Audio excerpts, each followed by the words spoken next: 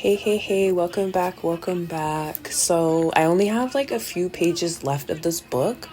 And then the craziest thing, I ended up finding this other book of affirmations. I don't even remember when I bought this, but I've never read it. But it's one of those books I think I seen it on like TikTok or Facebook or something, and I bought it. So I'm gonna be finishing. I have to tell you something, and then I'm gonna switch to scientific healing affirmations. I don't even want to say this girl's name and butcher it, but I feel like it would be really good to read this to you guys too, because why not? Okay, so I have to tell you something. Sometimes the best response is to observe and be silent. Yes. From coming from an ex-hothead, silence is the best. Like, the best move of anything. Like, silence, it's very hard to observe and then being angry. You know what I mean? Like, it's very hard to be in a situation and you're being upset, and it's hard to observe the situation because your emotions, you just gotta, like, chill out, get those emotions in check, silence, and just, observe. I have to tell you something. The high of finding places to fix within yourself can quickly become another addiction in the healing rat race. So don't forget, you can be flawed and still be flourishing. That's good. That's real good. Okay, one day you will look back on pictures of yourself and wonder why you curled your lip with dissatisfaction when you saw yourself in the mirror. I have to tell you something.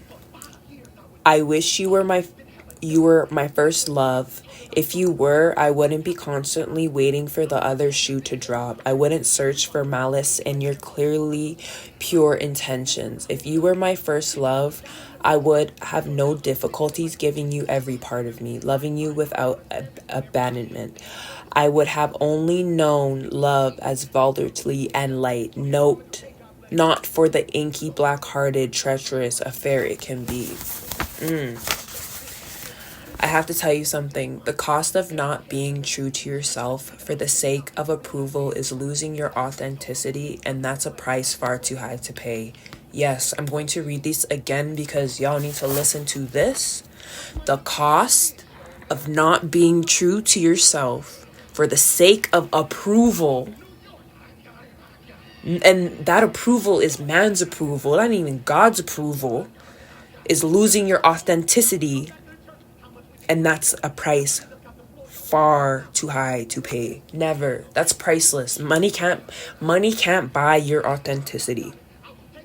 Money can't buy that. Cars you can't, like, it's priceless. Like, it's not, it's more than diamonds, it's more than gold, it's more than anything on this earth.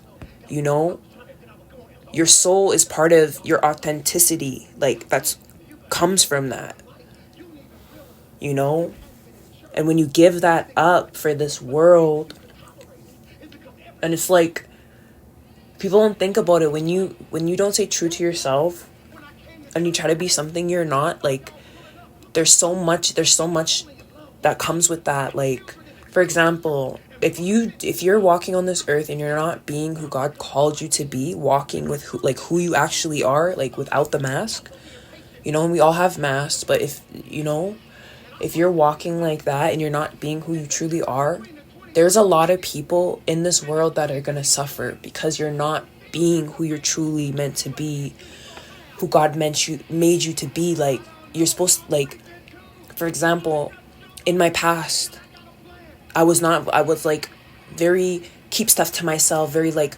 push down my emotions, not, me not being my true self. I know there's probably people out there that I could have helped, like how I'm helping people now with me being vulnerable, me speaking my story, me just speaking my experiences anytime I get, like, I'm realizing, wow, like, and imagine someone that doesn't, like, they're masking who they are for their whole lives. Let's say for, like, up to 60 years. in that 60 years, like how many people that were supposed to get saved or come to God or just like, move in a different direction, but you weren't being who God called you to be. So, those people could have suffered and probably did suffer. And I can admit, the people when I wasn't being who God called me to be, they probably suffered. And I can admit that. It costs way too much, because any decision, good or bad, you do, it doesn't just affect you, it affects everyone around you. If you choose not to do something, even for example, if God tells you to do something, you don't do it. Like, you don't know how many people that's affecting because you said no to God or you're being disobedient, right? So it's like, just do what you gotta do, regardless if you feel uncomfortable, because being who you not being who you truly are, you will literally pay a high price, and it's not worth it. It's really not worth it. Okay, I have to tell you something. Learning to set boundaries comes with so much anxiety. Anxiety over confrontation, the other person's reaction, potentially losing them, and yet it is so necessary for healing. Make some space for the anxiety and allow it to exist, but continue setting your boundaries in the face of it. I agree with this 100%. No relationship will go down a good path if you can't be honest about setting boundaries, how you're feeling, none of that. You know what I mean? Like, you not speaking up for your needs and just not saying anything, like that will even cause even more anxiety to you, So, and to be scared, like, of confrontation, or how the person's gonna react, or if they're gonna lose, like, if you're gonna lose them, if you expressing your needs, and it in obviously a respectful way, like in a nice way, like you expressing your needs to your partner, to your family, to your friends, and they overreact, or they like get all like yippy, or just get all like just rank, then those, or they walk away, those clearly were not your people.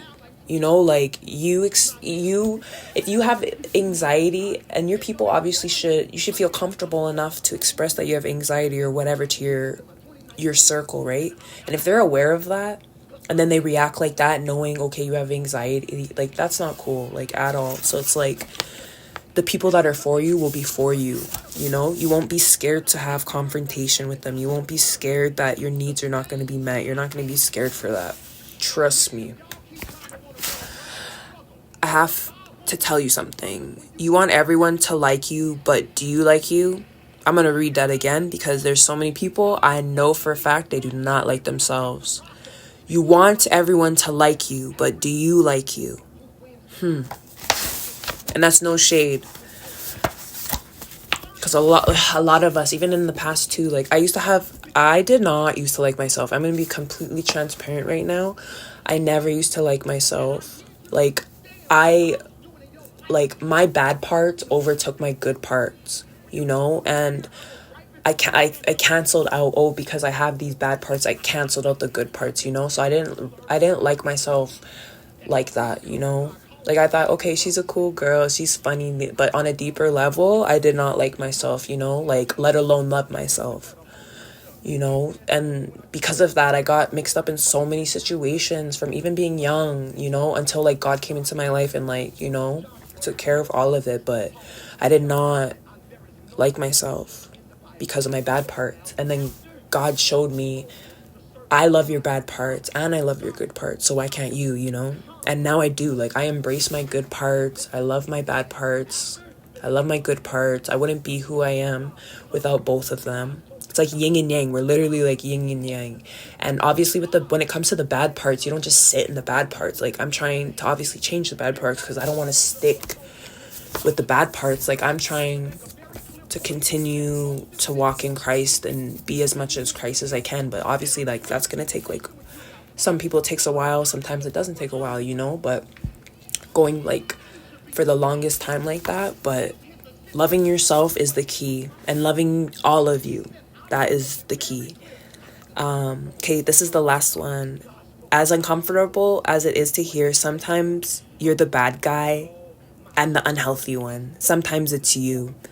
I can agree with that. I can agree with that in the past. Definitely. We've all been there. But anyways, God bless you guys. Take care. Love you. Till next time.